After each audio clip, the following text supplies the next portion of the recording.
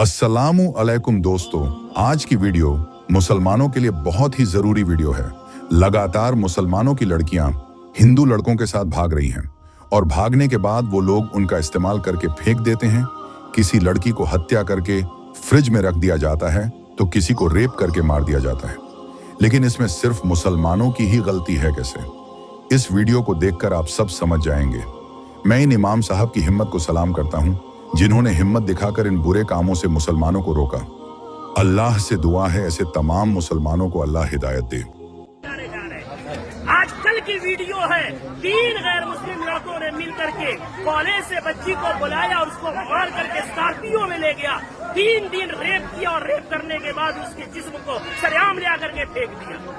आए दिन ये खबरें आ रही हैं।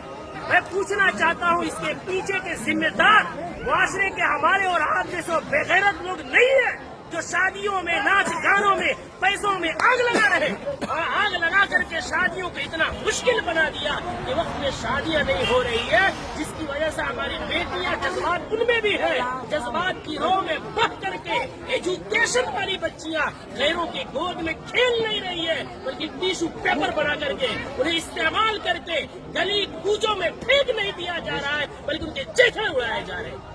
इतने अदब और एहतराम के साथ बार बार इसरार करने के बाद झुक करके, बाप कह करके, भाई कह करके, ईमान का हवाला देकर, इस्लाम का हवाला देकर, पूरी सोसाइटी के अदब पैमान का हवाला देकर के कहा गया, लेकिन फिर क्यों नहीं माने?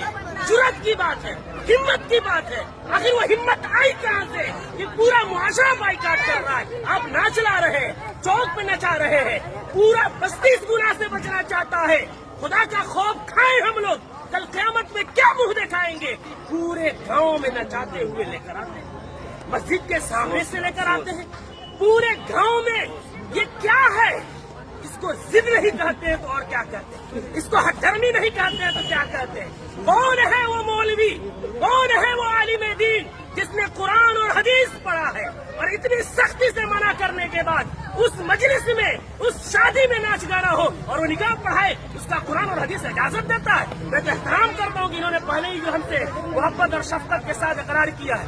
कौन है ऐसा जो जिस मजलिस में नाच हो रहा हो, जिस स्टेज में वेशियों का धंधा चल रहा हो, जिस स्टेज में खड़ा हो करके बहनों के पाँव में घुंघरू बांधा जा रहा हो, उनके सरों से दुपट्टे खींचे जा रहे हो, जिस निकाह जो इबादत है उस इबादत के अंदर मुआशरे के लंगे या लुफंगे और लवंडे औरतों के पीछे तालियां बजा रहे हो, वो निकाह में किस मौलवी का इल्म इजाजत देगा निकाह पढ़ाने का? कौन सी कुरान इजाजत देगी? कौन सी हदीस इजाजत देगी? यहाँ सब कलिमा पढ़ने वाले हैं। हम मरेंगे, रब के सामने हाजिर होंगे। दुनिया की बात छोड़े, हमें ये खौफ क्यों नहीं आता कि निकाह एक इबादत है, नमाज भी इबादत है। नमाज में अगर कोई गाना बजाए, नमाज का मजाक है। निकाह में कोई गाना बजाए, वो निकाह का मजाक नहीं तो क्या है? जो मौलवी कुरान की आयत पढ़ेंगे उनका मजाक नहीं तो क्या है? हदीस पढ़ेंगे, उनको पैरों की ठोकरों में रखना नहीं है तो क्या है?